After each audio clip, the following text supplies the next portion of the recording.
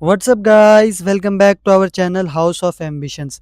आज हम करने वाले हैं रिलेशन एंड फंक्शन चैप्टर को, जो कि चैप्टर नंबर 1 है क्लास 12 एनसीईआरटी की बुक का। तो चलो स्टार्ट करते हैं। इसको स्टार्ट करने से पहले हमें क्लास 11th के कुछ कॉन्सेप्ट्स को रिवाइज करना पड़ेगा, उसके बिना हमें इस चैप्टर को करने में काफ़ी डिफ़िकल्टी आएगी। तो पहले चलते हैं, हम क्लास 11th के बेसिक्स को कवर करते हैं, फिर हम आएंगे रिलेशन एंड फंक्शन चैप्टर में क्लास 12 के। आपने क्लास 11th में एक चीज़ पढ़ी होगी, सेट। तो आपको पता होगा सेट टू टाइप्स की होती है। पहले होती है रोस्टर फॉर्म,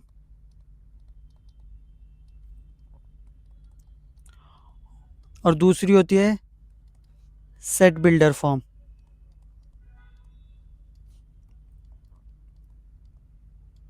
रोस्टर फॉर्म में जैसे मैंने आपको कहा कि आपको लिखना है वोवल्स को, तो आप कैसे लिख देंगे? ए, ई, आई, ओ, यू। और आपको जब कहा जाएगा सेट बिल्डर फॉर्म में लिखने के लिए, तो आप लिखेंगे, ब्रैकेट बनाएंगे, करली ब्रैकेट, फिर x such that x is a vowel.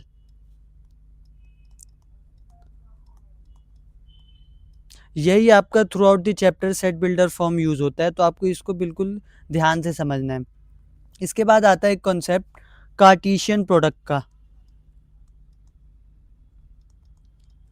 Cartesian product का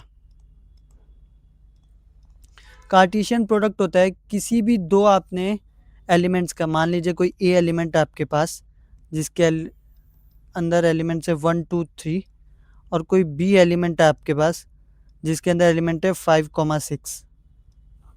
ठीक है, अब आपको ए क्रॉस बी निकालना है, इसका कार्टेशियन प्रोडक्ट निकालना है। तो कार्टेशियन प्रोडक्ट कैसे होता है? पहले ए का एलिमेंट और फिर बी का एलिमेंट, ऐसे ही आपको सारे एलिमेंट्स को निकालना है। फिर 1,6, 2,6 एंड 3,6, ऐसे आपने इसकी सेट बिल्डर फॉर्म बनाई। अब इसके बाद आपको एक कंक्लूजन निकालना है इससे। जैसे अब आप पहले तो आपने ये निकाला, अब आप बी क्रॉस ए निकालिए। बी क्रॉस ए निकालेंगे तो अब वो हो जाएगा 5,1, 5,2, 5,3, फिर ऐसे 6,1, 6,2 एंड 6,3। तो यहाँ से आप अपना पहला कंक्लूजन निकाल सकते हैं। फर्स्ट कंक्लूजन निकाल सकते हैं कि A cross B is not equal to B cross A. Cartesian product में ए क्रॉस बी कभी भी इक्वल नहीं होता बी क्रॉस ए के, दोनों के जो कि रिजल्ट डिफरेंट आते हैं। ऐसे ही अब आपको दूसरा जो रिजल्ट है वो आप नोट कीजिए, number of elements in A cross B is always equal to number of element in E A cross number of element in B. For example, अगर इधर तीन एलिमेंट्स हैं और इधर 2 एलिमेंट्स हैं, तो 3 इंटू 2 6, तो दोनों में आप चेक करेंगे तो 6 एलिमेंट्स बनेंगे, चाहे आप ए क्रॉस बी निकालें चाहे आप बी क्रॉस ए निकालें। ठीक है, अब जैसे आपने निकाला, तो एक चीज़ और नोट करनी है आपको कि रिलेशन जो होता है ना, relation is a subset of A cross B. Relation जो कि हमेशा सबसेट होता है ए क्रॉस बी का। कैसे? अब आप मान लीजिए आपने कोई रिलेशन चूज किया ए क्रॉस बी के बीच, सच दैट कि x comma y, such that x and y, नहीं, आप लिखिए x comma y such that x minus y का मॉड्यूलस इज इवन, इवन आना चाहिए। तो ये क्या होगा? अगर आप निकालेंगे तो ए टू बी जाना है आपको, तो पहला एलिमेंट आपका 1 2 और 3 है, तो अगर आप करेंगे 1 माइनस 5, एक सेकेंड, तो आप यहाँ लिखे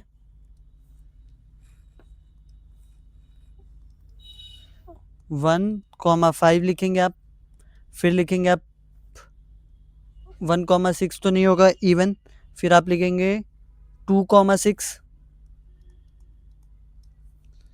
फिर आप लिखेंगे 3,6। ऐसी कोई भी अगर एग्जाम्पल हो उसमें आपको कुछ भी दे रखा होगा तो ऐसे जाएंगे, तो आप देखेंगे ये जो होगा, ये जो आएगा रिलेशन ए बी के बीच जो हमने रिलेशन फाइंड किया है ये हमेशा सबसेट होगा ए क्रॉस बी के। आप देखेंगे तो 1,5 भी इसके अंदर ए क्रॉस बी के अंदर होगा, 2,6 भी होगा, 3,6 भी होगा। तो ये चीज़ आप, इससे आप क्या कंक्लूड कर सकते हैं कि रिलेशन जो होता है, किसी भी दो नंबर का रिलेशन, दो एलिमेंट्स का रिलेशन हमेशा सबसेट होता है ए क्रॉस बी के, ओवरऑल उनका कार्टेशियन प्रोडक्ट के। ये चीज़ आपको ध्यान रखना है। इससे हम निकालते कंक्लूजन कि रिलेशन जो कि है सबसेट होता है कार्टेशियन प्रोडक्ट का। ठीक है, इसके बाद हम इधर ही से हम एक फॉर्मूला निकलता है, इम्पॉर्टेंट फॉर्मूला है, नोट कीजिए कि number of relation is always equal to number of subset, जो कि होता है 2n की power 2 number of element into A cross B. ये चीज़ आपको, एक सेकेंड गलत हो गया थोड़ा, थोड़ा जगह बनाते हैं हम यहाँ। ये चीज़ आपको हाँ, number of relation is equal to number of subset in the element A cross B. ये चीज़ आपको ध्यान रखनी है। क्या हो गया, गलत क्यों बन रहा है ये बार बार? हाँ, नंबर ऑफ एलिमेंट्स, ठीक है।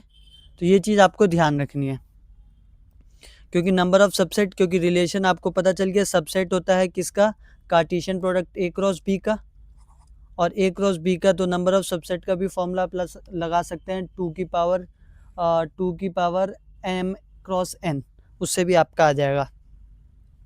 अब आपको कुछ छोटी चीज़ें और हैं जो बतानी है, जैसे कि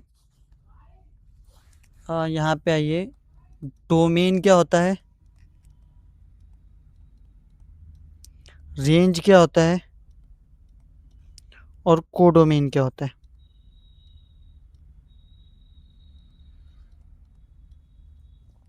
मान लीजिए यहाँ पे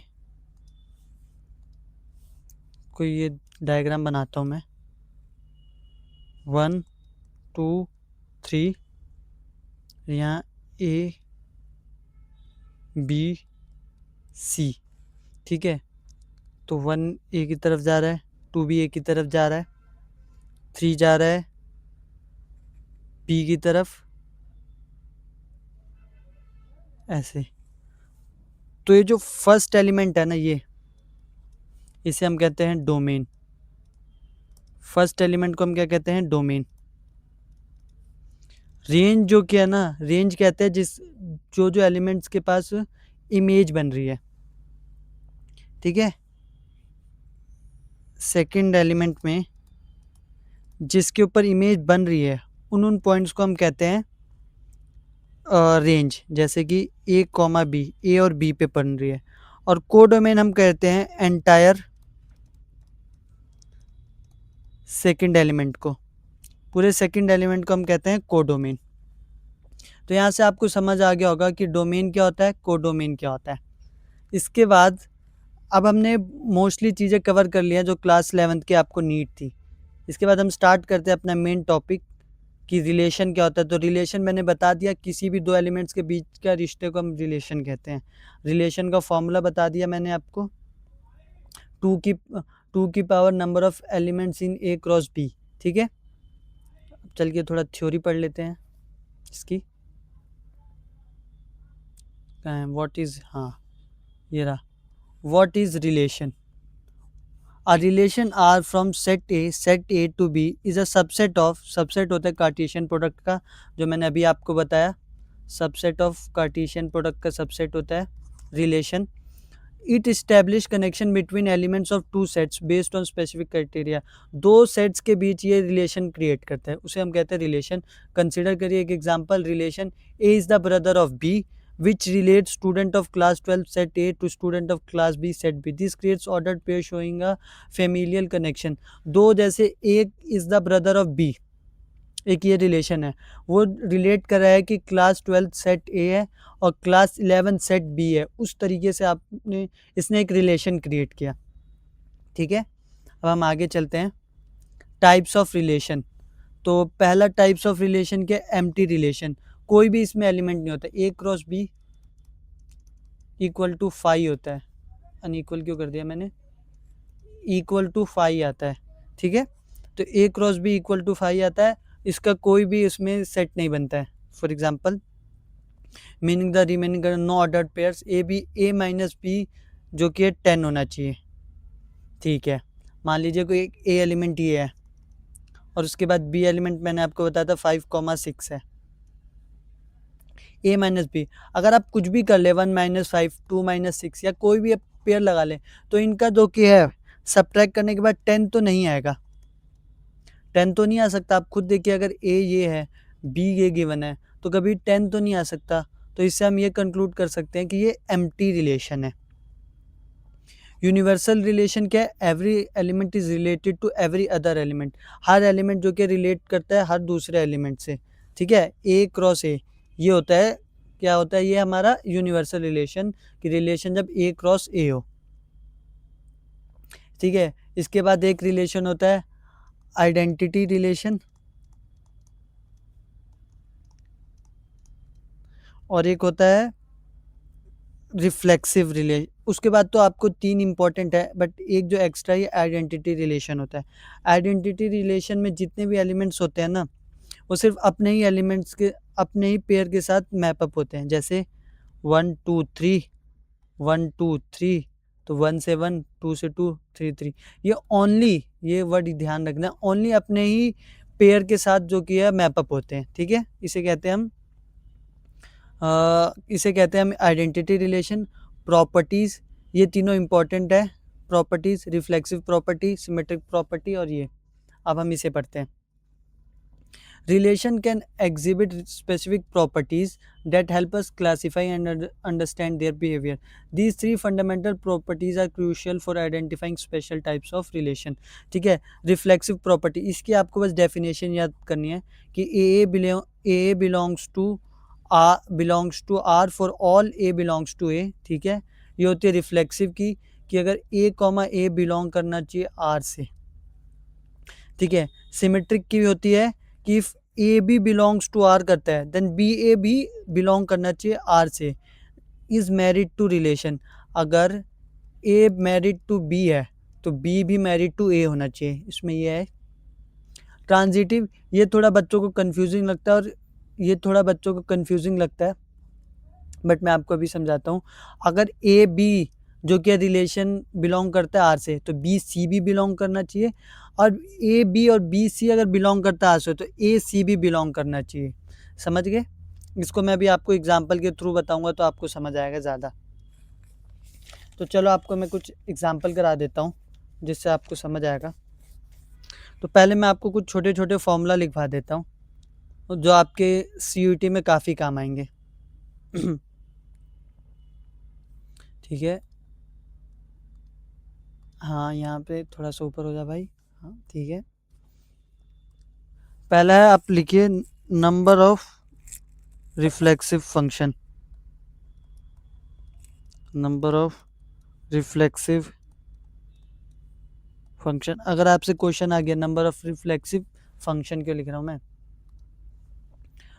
नंबर ऑफ रिफ्लेक्सिव रिलेशन, अभी हम रिलेशन पढ़ रहे हैं, तो क्या होगा, 2 की पावर p² माइनस p। आपको क्वेश्चन में वो p गिवन होगा, उससे आपको फॉर्मूला लगाना है 2 की पावर p² माइनस p। दूसरा फॉर्मूला नोट कीजिए, नंबर ऑफ सिमेट्रिक रिलेशन,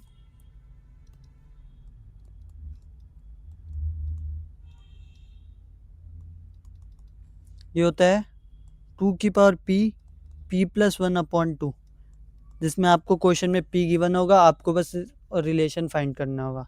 ठीक है, अब हम आगे चलते हैं और कुछ एग्जाम्पल करके देखते हैं। आपको ये चीज़ ध्यान रखनी है रिफ्लेक्सिव और सिमेट्रिक में, कि रिफ्लेक्सिव के अंदर जैसे ए एलिमेंट था ना हमारा 1 2 3, ये क्या हो गया, और बी था 5,6।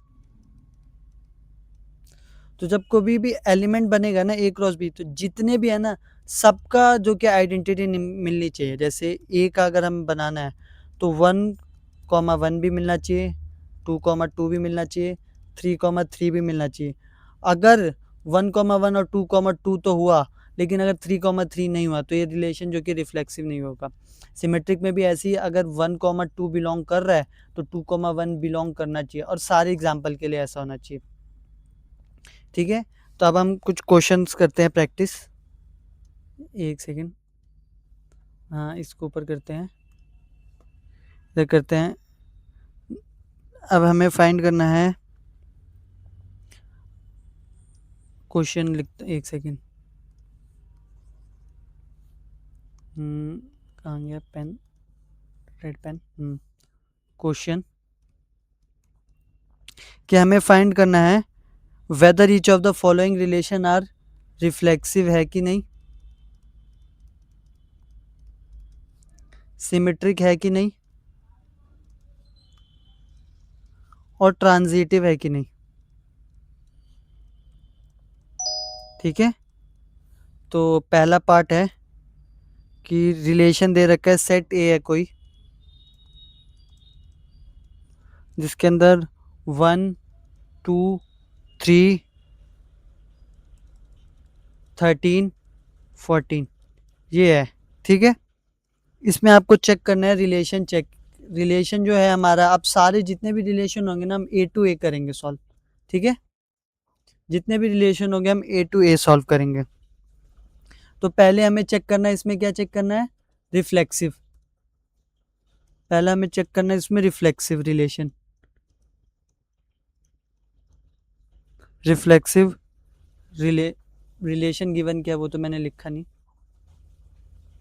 रिलेशन जो कि आपको गिवन है वो है कि relation such that x, y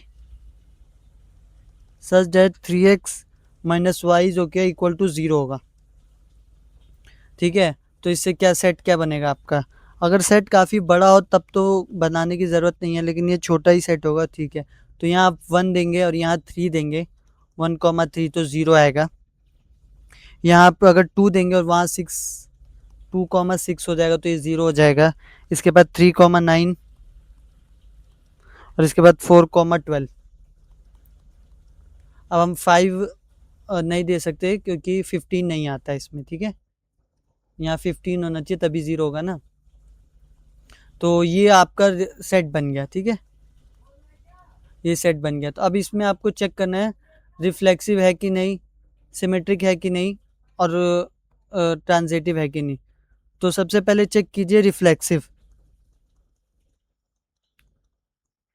तो रिफ्लेक्सिव की क्या होती है स्टेटमेंट, मैंने आपको बताया था, A comma A belongs to R for all A belongs to A. A जो बिलोंग कर रहा है सेट ए से बिलोंग करे। ठीक है, तो here 1,1 does not belongs to R, 1,1 तो आर से बिलोंग ही नहीं कर रहा, क्योंकि इसमें देखिए ना 1,1 2,2 3,3 सारे एलिमेंट्स के रिफ्लेक्सिव होने चाहिए, नहीं करता तो ये रिफ्लेक्सिव नहीं होगा, तो नो। अब हम नेक्स्ट पे चलते हैं। सिमेट्रिक में आपको पेपर में बिल्कुल प्रॉपरली प्रेजेंट करना है। सिमेट्रिक में ए कॉमा बी अगर बिलोंग करता है आर से, देन बी कॉमा ए भी बिलोंग करना चाहिए to R, then B comma A should also belongs to R. तो हेयर फिर से 1,3 बिलोंग्स टू आर है, but 3,1 does not belongs to R, तो ये आपका सिमेट्रिक भी नहीं है। सिमेट्रिक भी नहीं है। इसके बाद तीसरा रह गया ट्रांजिटिव। ट्रांजिटिव में है कि 1,3 बिलोंग करता है, ए कॉमा अगर बी बिलोंग कर रहा है, बी कॉमा सी भी बिलोंग कर रहा है आर से, then A comma C should also belongs to R. A comma C जो कि है वो भी बिलोंग करना चाहिए आर से, ठीक है। जैसे 1,3 बिलोंग कर रहा है आर से, 3,9 कर रहा है बिलोंग आर से, but 1,9 does not belongs to R, तो ये ट्रांजिटिव भी नहीं है, तो ये ट्रांजिटिव भी नहीं है। आपको इन चीज तो यहाँ से आपने सॉल्व कर दिया कि ये ना रिफ्लेक्सिव है, ना सिमेट्रिक है, ना ट्रांजिटिव है। ऐसे ही एक और क्वेश्चन कराते हैं हम। पेन का कलर चेंज करते हैं। सेकंड पार्ट, इसमें दे रखा है आर इज सच रिलेशन दे रखा है कि x, y such that y is equal to x plus 5 and x is less than 4, x जो कि लेस देन 4 होना चाहिए। तो कुछ नहीं होगा, क्या बनेगा 1, एक सेकेंड 1,5 1,6 बनेगा, सॉरी 1,6 बनेगा तभी इक्वल होगा ना ये। इसके बाद 2,7 बनेगा, इसके बाद बनेगा 3,8, लेस देन 4 होना चाहिए ना। तो ये बन गया 3 रिलेशन। अब क्या करना है आपको, अब आपको इसको सॉल्व करना है, फिर से आपको इसमें बताना है कि रिफ्लेक्सिव है कि नहीं, सिमेट्रिक है कि नहीं। तो रिफ्लेक्सिव के लिए बार बार मैं वो नहीं लिखूंगा, आपको खुद ही लिखना है 1,1 does not belongs to R, तो रिफ्लेक्सिव नहीं है, नो, ठीक है। मैं एक लाइन में लिख रहा हूँ, आपको प्रॉपरली सॉल्व करना है। सिमेट्रिक के लिए 1,6 तो बिलोंग कर रहा है आर से, but 6,1 does not belongs to R, तो सिमेट्रिक भी नहीं है। ट्रांजिटिव के लिए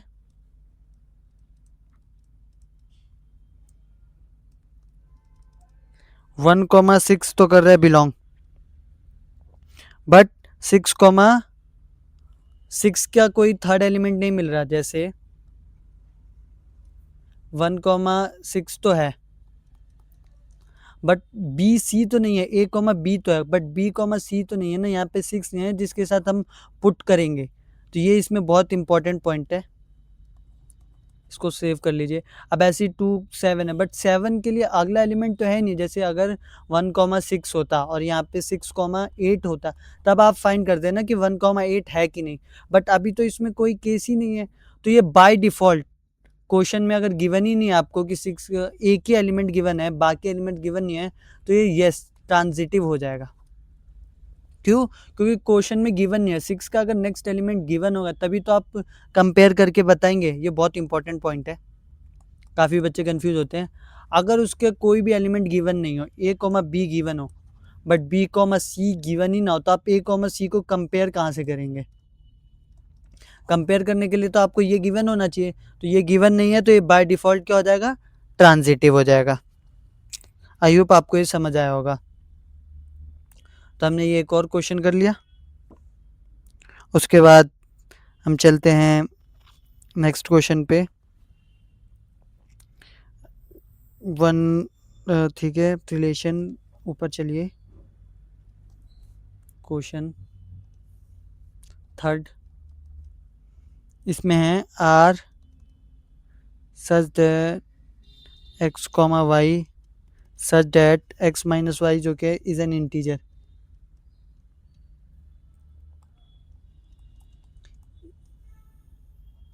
एक्स कॉमा वाई जो कि इंटीजर है, कुछ नहीं करना आपको। R is such that, R जो कि जेड टू जेड जा रहा है, इंटीजर टू इंटीजर जा रहा है, ठीक है। तो आपको अब इसका आप वो बनाने बैठेंगे सेट, तो अब काफ़ी टाइम लग जाएगा, तो आपको इसके अंदर सेट नहीं बनाना है, आपको इसको डायरेक्ट सॉल्व करना है। पहला रिफ्लेक्सिव,